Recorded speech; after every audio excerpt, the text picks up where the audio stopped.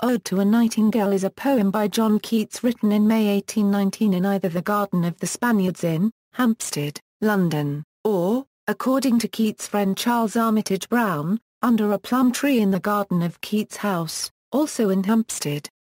According to Brown, a nightingale had built its nest near his home in the spring of 1819. Inspired by the bird's song, Keats composed the poem in one day. It soon became one of his 1819 odes and was first published in Annals of the Fine Arts the following July. Ode to a Nightingale is a personal poem that describes Keats's journey into the state of negative capability. The tone of the poem rejects the optimistic pursuit of pleasure found within Keats's earlier poems and explores the themes of nature, transience and mortality, the latter being particularly personal to Keats. The nightingale described within the poem experiences a type of death but does not actually die. Instead, the songbird is capable of living through its song, which is a fate that humans cannot expect. The poem ends with an acceptance that pleasure cannot last and that death is an inevitable part of life. In the poem, Keats imagines the loss of the physical world and sees himself dead as a sod over which the nightingale sings. The contrast between the immortal nightingale and mortal man, sitting in his garden, is made all the more acute by an effort of the imagination. The presence of weather is noticeable in the poem, as spring came early in 1819, bringing nightingales all over the heath. Many critics favor Ode to a Nightingale for its themes, but some believe that it is structurally flawed because the poem sometimes strays from its main idea. Background. Of Keats's 6 major odes of 1819, Ode to Psyche was probably written first and To Autumn written last. Sometime between these two, he wrote Ode to a Nightingale. It is possible that the poem was written between April 26 and May 18, 1819, based on weather conditions and similarities between images in the poem and those in a letter sent to Fanny Keats on May Day. The poem was composed at the Hampstead house Keats shared with Brown, possibly while sitting beneath a plum tree in the garden. According to Keats' friend Brown, Keats finished the ode in just one morning. In the spring of 1819 a nightingale had built her nest near my house. Keats felt a tranquil and continual joy in her song. And one morning he took his chair from the breakfast table to the grass plot under a plum tree, where he sat for 2 or 3 hours. When he came into the house, I perceived he had some scraps of paper in his hand, and these he was quietly thrusting behind the books. On inquiry, I found those scraps, 4 or 5 in number, contained his poetic feelings on the song of the nightingale. Brown's account is personal as he claimed the poem was directly influenced by his house and preserved by his own doing. However, Keats relied on both his own imagination and other literature as sources for his depiction of the nightingale. The exact date of Ode to a Nightingale, as well as Ode on Indolence, Ode on Melancholy, and Ode on a Grecian Urn, is unknown, as Keats dated all as May 1819. However, he worked on the 4 poems together and there is a unity in both their stanza forms and their themes.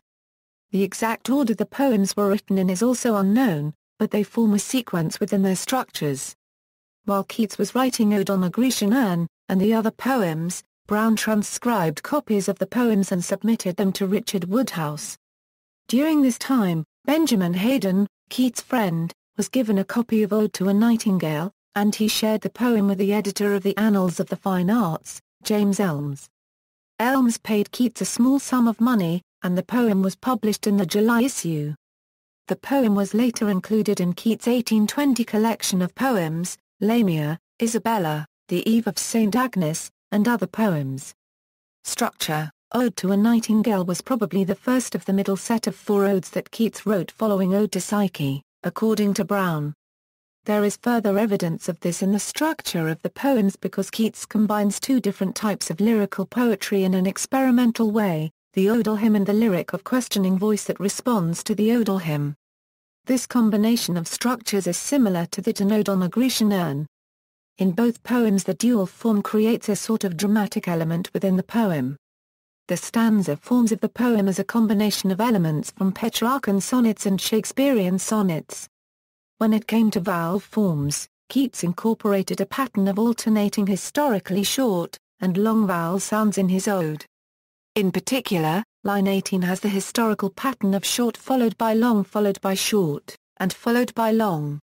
This alteration is continued in longer lines, including line 31 which contains 5 pairs of alternations.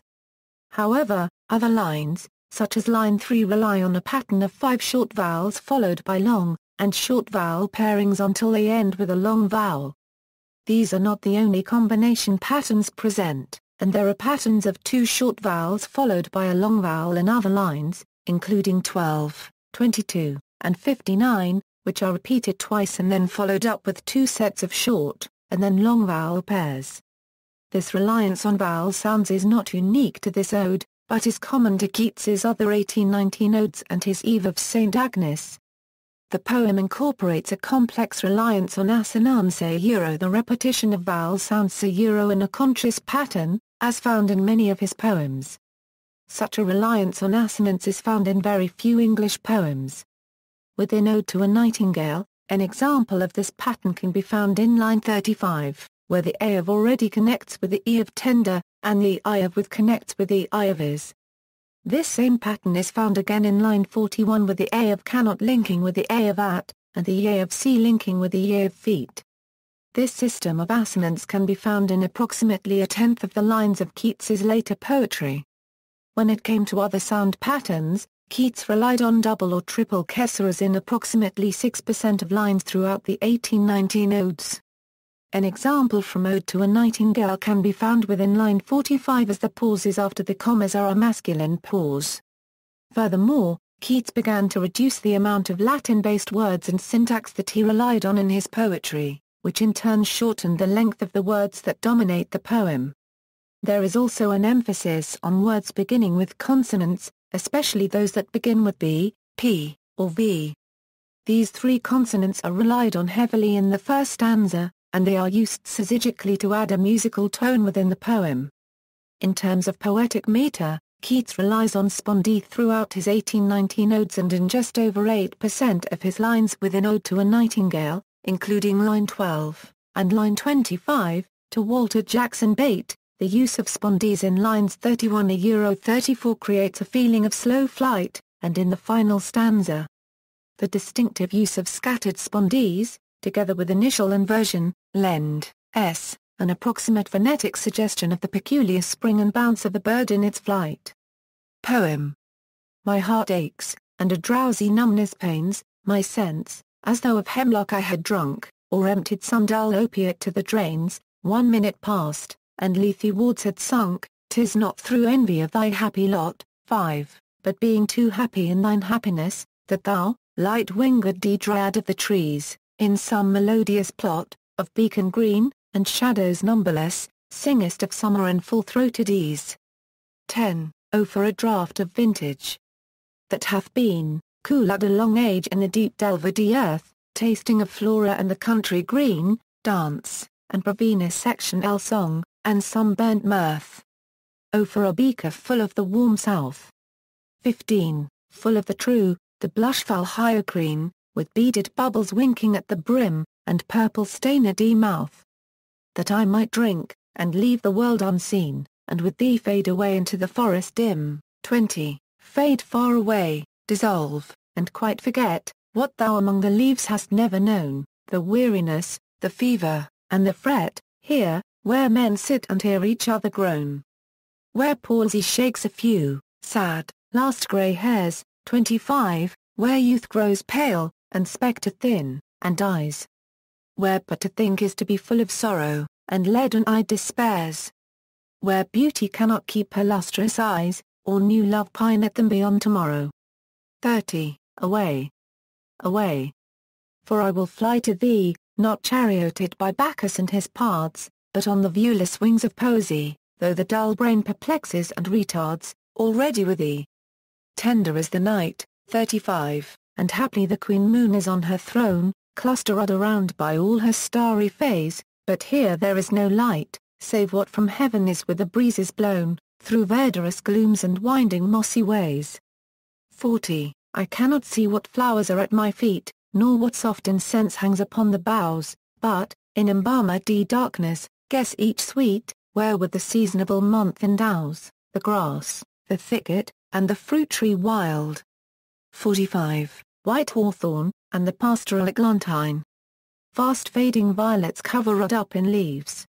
And mid-May's eldest child, the coming musk rose, full of dewy wine, the murmurous haunt of flies on summer eves. 50. Darkling I listen. And, for many a time, I have been half in love with easeful death, call out him soft names in many a musedy rhyme, to take into the air my quiet breath. Now more than ever seems it rich to die. 55. To cease upon the midnight with no pain, while thou art pouring forth thy soul abroad, in such an ecstasy. Still wouldst thou sing, and I have ears in vain to thy high requiem become a sod. 60. Thou wast not born for death, immortal bird.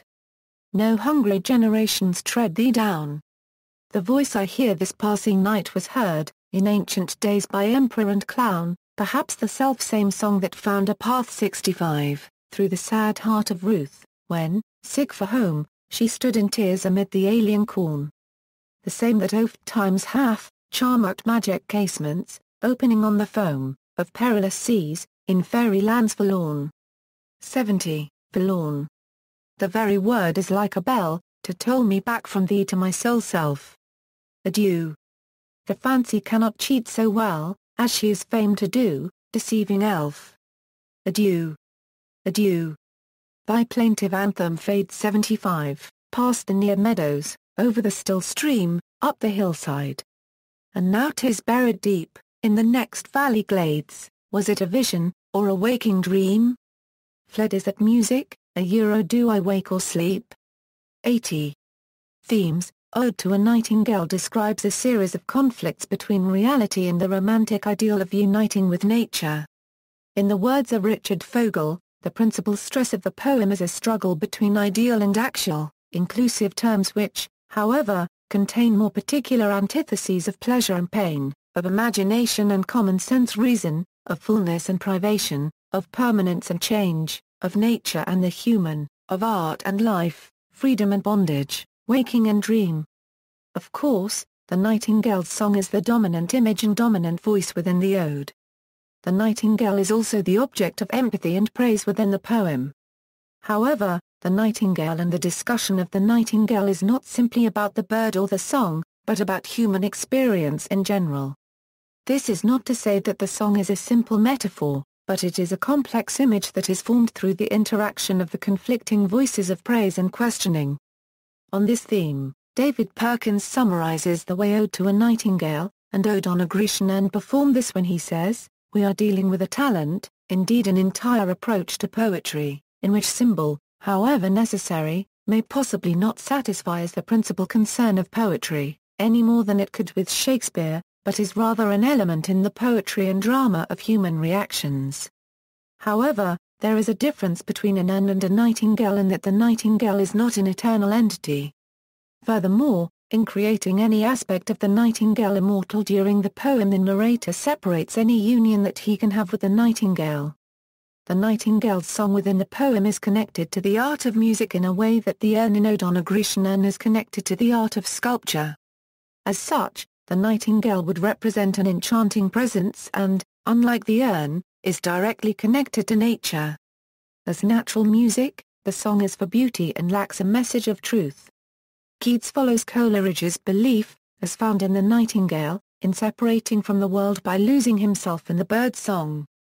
Although Keats favors a female nightingale over Coleridge's masculine bird, both reject the traditional depiction of the nightingale as related to the tragedy of Philomela. Their songbird is a happy nightingale that lacks the melancholic feel of previous poetic depictions. The bird is only a voice within the poem, but it is a voice that compels the narrator to join within and forget the sorrows of the world.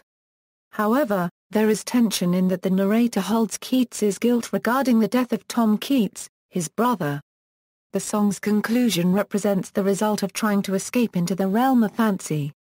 Like Percy B. Shelley a unregistered trademark S to a skylark, Keats a unregistered trademark S narrator listens to a bird song, but listening to the song within a ode to a nightingale is almost painful and similar to death.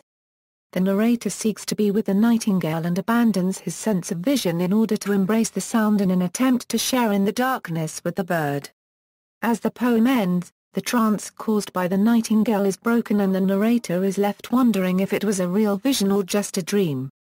The poem reliance on the process of sleeping common to Keats's poems, and Ode to a Nightingale shares many of the same themes as Keats's Sleep and Poetry and Eve of St. Agnes. This further separates the image of the nightingale's song from its closest comparative image, the urn as represented in Ode on a Grecian urn. The nightingale is distant and mysterious, and even disappears at the end of the poem. The dream image emphasizes the shadowiness and elusiveness of the poem. These elements make it impossible for there to be a complete self-identification with the nightingale, but it also allows for self-awareness to permeate throughout the poem, albeit in an altered state. Midway through the poem, there is a split between the two actions of the poem. The first attempts to identify with the nightingale and its song, and the second discusses the convergence of the past with the future while experiencing the present. This second theme is reminiscent of Keats's view of human progression through the mansion of many apartments and how man develops from experiencing and wanting only pleasure to understanding truth as a mixture of both pleasure and pain. The Elysian fields and the nightingale's song in the first half of the poem represent the pleasurable moments that overwhelm the individual like a drug. However, the experience does not last forever, and the body is left desiring it until the narrator feels helpless without the pleasure. Instead of embracing the coming truth, the narrator clings to poetry to hide from the loss of pleasure. Poetry does not bring about the pleasure that the narrator original asks for, but it does liberate him from his desire for only pleasure. Responding to this emphasis on pleasure, Albert Grad, Jr. argues that the poem contains a longing not for art but a free reverie of any kind. The form of the poem is that of progression by association, so that the movement of feeling is at the mercy of words evoked by chance, such words as fade and forlorn, the very words that, like a bell, tell the dreamer back to his soul self. However, Fogel points out that the terms Grad emphasizes are associational translations, and that Grad misunderstands Keats's aesthetic. After all, the acceptance of the loss of pleasure by the end of the poem is an acceptance of life and, in turn, of death. Death was a constant theme that permeated aspects of Keats' poetry because he was exposed to death of his family members throughout his life. Within the poem, there are many images of death. The nightingale experiences a sort of death and even the god Apollo experiences death, but his death reveals his own divine state. As Perkins explains, but, of course, the nightingale is not thought to be literally dying. The point is that the deity or the nightingale can sing without dying. But, as the ode makes clear, man can not or at least not in a visionary way.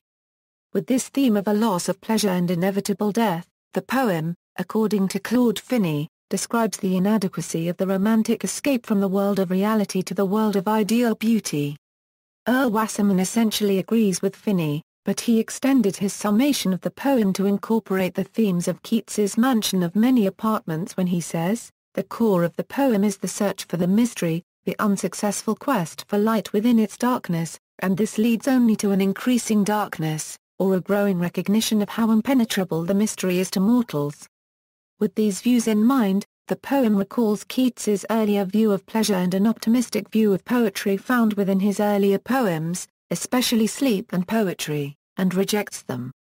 This loss of pleasure and incorporation of death imagery lends the poem a dark air, which connects Ode to a Nightingale with Keats' other poems that discuss the demonic nature of poetic imagination, including Limia. In the poem, Keats imagines the loss of the physical world and sees himself dead. He uses an abrupt, almost brutal word for it as a sod over which the nightingale sings. The contrast between the immortal nightingale and mortal man, sitting in his garden, is made all the more acute by an effort of the imagination. Keats's reception. Contemporary critics of Keats enjoyed the poem and it was heavily quoted in their reviews. An anonymous review of Keats's poetry that ran in the August and October 1820 Scott's Magazine stated, "Amongst the minor poems we prefer the Ode to the Nightingale. Indeed, we are inclined to prefer it beyond every other poem in the book. But let the reader judge." The third and seventh stanzas have a charm for us which we should find it difficult to explain. We have read this ode over and over again, and every time with increased delight. At the same time, Leigh Hunt wrote a review of Keats's poem for the 2nd August and August 9, 1820. The Indicator, as a specimen of the poems, which are all lyrical, we must indulge ourselves in quoting entire the Ode to a Nightingale. There is that mixture in it of real melancholy and imaginative relief, which poetry alone presents us in her charmed cup, and which some over-rational critics have undertaken to find wrong because it is not true. It does not follow that what is not true to them, is not true to others. If the relief is real, the mixture is good and sufficing. John Scott, in an anonymous review for the September 1820 edition of the London Magazine, argued for the greatness of Keats's poetry as exemplified by poems including Ode to a Nightingale. The injustice which has been done to our author's works, in estimating their poetical merit, rendered us doubly anxious, on opening his last volume, to find it likely to seize fast hold of general sympathy, and thus turn an overwhelming power against the paltry traducers of talent, more eminently promising in many respects, than any the present age has been called upon to encourage. We have not found it to be quite all that we wished in this respect, and it would have been very extraordinary if we had, for our wishes went far beyond reasonable expectations. But we have found it of a nature to present to common understandings the poetical power with which the author's mind is gifted, in a more tangible and intelligible shape than that in which it has appeared in any of his former compositions. It is, therefore, calculated to throw shame on the lying, vulgar spirit, in which this young worshipper in the Temple of the Muses has been cried down. Whatever questions may still leave to be settled as to the kind and degree of his poetical merits. Take for instance, as proof of the justice of our praise, the following passage from an Ode to the Nightingale: "It is distinct, noble, pathetic, and true, the thoughts of all chords of direct communication with naturally constituted hearts, the echoes of the strain linger about the depths of human bosoms." In a review for the 21st January 1835 London Journal, Hunt claimed that while Keats wrote the poem, the poet had then his mortal illness upon him, and knew it. Never was the voice of death sweeter. David Moir, in 1851, used the even of St. Agnes to claim, "We have here a specimen of descriptive power luxuriously rich and original." But the following lines, from the Ode to a Nightingale, flow from a far more profound fountain of inspiration. At the end of the 19th century, Robert Bridges's analysis of the poem became a dominant view and would influence later interpretations of the poem. Bridges, in 1895, declared that the poem was the best of Keats's odes, but he thought that the poem contained too much artificial language. In particular, he emphasized the use of the word forlorn, and the last stanza as being examples of Keats's artificial language. In two odes of Keats's, William C. Wilkinson suggested that Ode to a Nightingale is deeply flawed because it contains too many incoherent musings that fail to supply a standard of logic that would allow the reader to understand the relationship between the poet and the bird.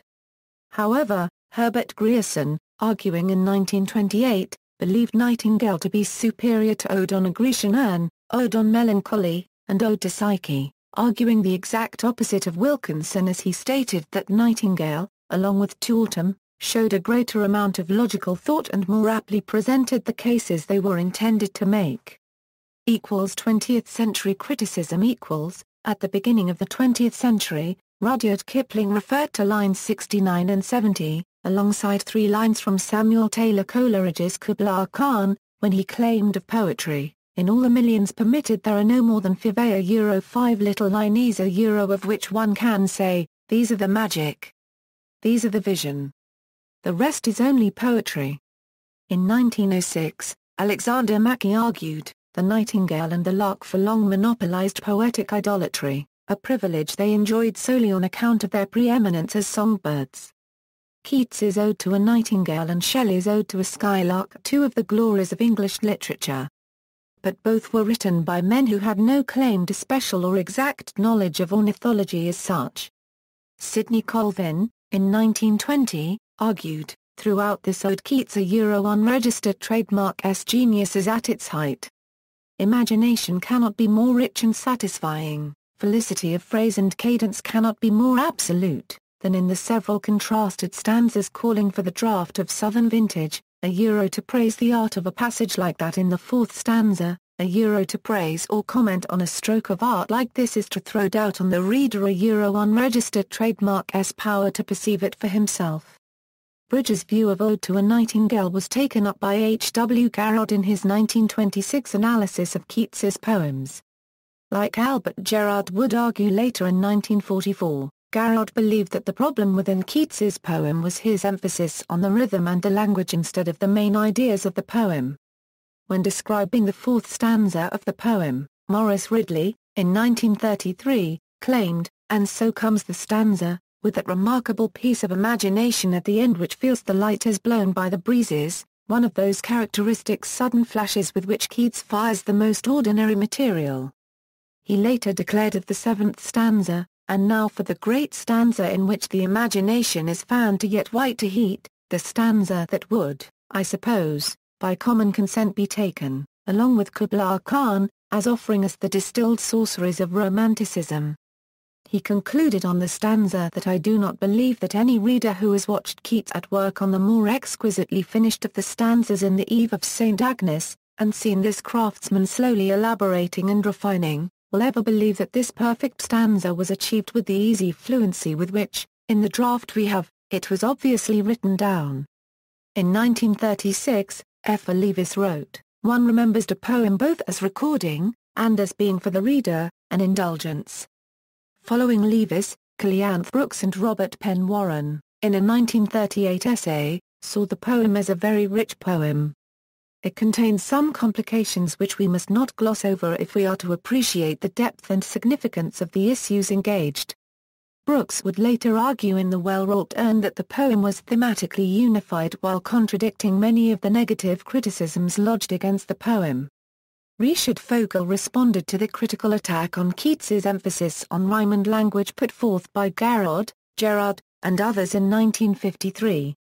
His argument was similar to Brooks', that the poem was thematically coherent and that there is a poet within the poem that is different from Keats, the writer of the poem. As such, Keats consciously chose the shift in the themes of the poem, and the contrasts within the poem represent the pain felt when comparing the real world to an ideal world found within the imagination. Fogel also responded directly to the claims made by Leavis. "I find Mr. Leavis too austere, but he points out a quality which Keats plainly sought for. His profusion and prodigality is, however, modified by a principle of sobriety."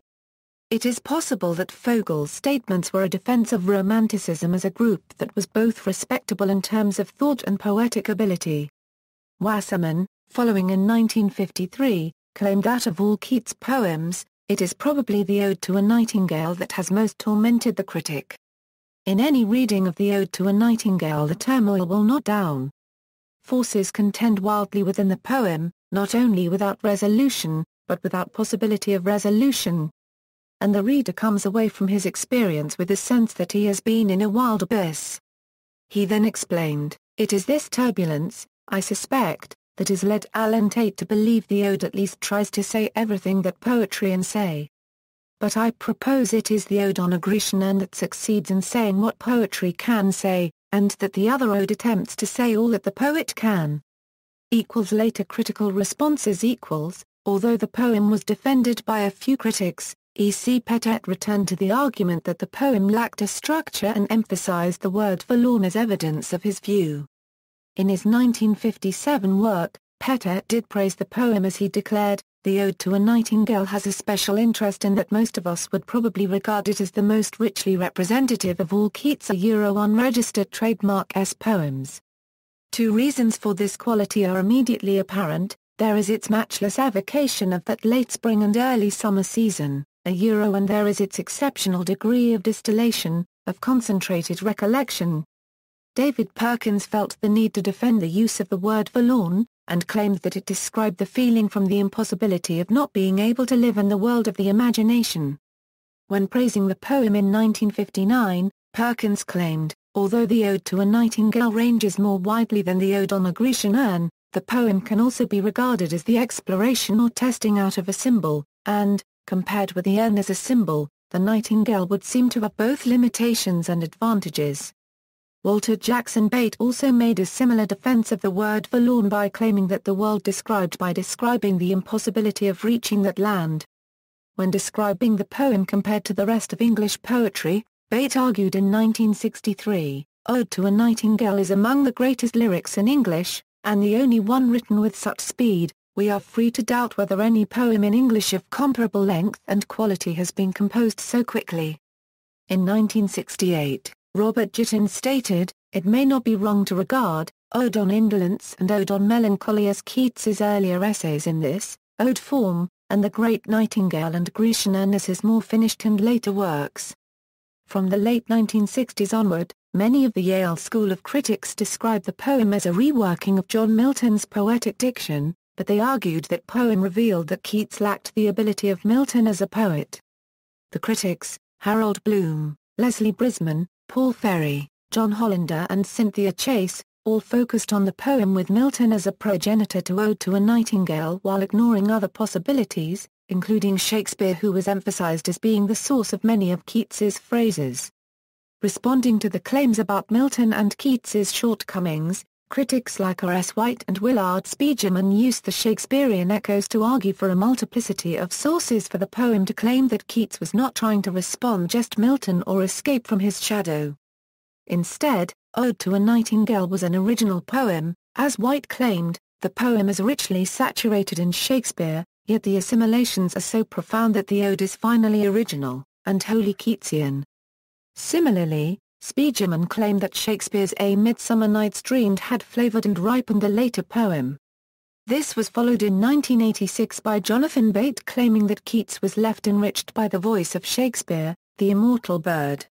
Focusing on the quality of the poem, Stuart Sperry argued in 1973, "Ode to a Nightingale is the supreme expression in all Keats's poetry of the impulse to imaginative escape that flies in the face of the knowledge of human limitation, the impulse fully expressed in Away.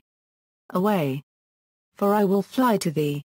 Wolfe Hurst, in 1981, described the poem as justly celebrated, and claimed that since this movement into an eternal realm of song is one of the most magnificent in literature, the poet's return to actuality is all the more shattering.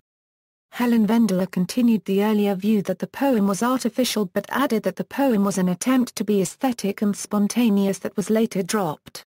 In 1983, she argued, in its absence of conclusiveness and its abandonment to reverie, the poem appeals to readers who prize it as the most personal, the most apparently spontaneous, the most immediately beautiful, and the most confessional of Keats's odes. I believe that the events of the ode, as it unfolds in time, have more logic, however, than is usually granted them, and that they are best seen in relation to Keats's pursuit of the idea of music as a non-representational art. In a review of contemporary criticism of Ode to a Nightingale in 1998, James Orrock claimed that to judge from the volume, the variety, and the polemical force of the modern critical responses engendered, there have been few moments in English poetic history as baffling as Keats's repetition of the word forlorn. When referring to the reliance of the ideas of John Dryden and William Hazlitt within the poem, Poet Laureate Andrew Motion, in 1999, argued, whose notion of poetry as a movement from personal consciousness to an awareness of suffering humanity it perfectly illustrates. In fiction, according to Ildikar Cube de Pap Carrington, Keats' wording, when, sick for home, she stood in tears amid the alien corn seems to be echoed in Save the Reaper by Alice Munro, the end of which reads, Eve would lie down with nothing in her head but the rustle of the deep tall corn which might have stopped growing now but still made its live noise after dark. F. Scott Fitzgerald took the title of his novel Tender is the Night from the 35th line of the ode. Notes. References: Bate, Jonathan, Shakespeare and the English Romantic Imagination, Oxford, Clarendon, ISBN 0-19-812848-7. Bate, Walter Jackson, The Stylistic Development of Keats, New York, Humanities Press. Bate, Walter Jackson, John Keats, Cambridge, Massachusetts. Belknap Press of Harvard University Press, ISBN 0-8262-0713-8. Bloom, Harold, The Visionary Company, Ithaca, Cornell University Press, ISBN 0-8014-9117-7.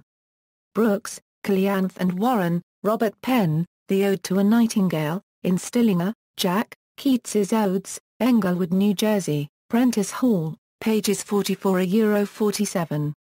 Colvin, Sidney, John Keats, London, Macmillan, ISBN 1-4021-4791-0, OCLC 257603790. Evert, Walter, Aesthetics and Myth in the Poetry of Keats, Princeton, Princeton University Press.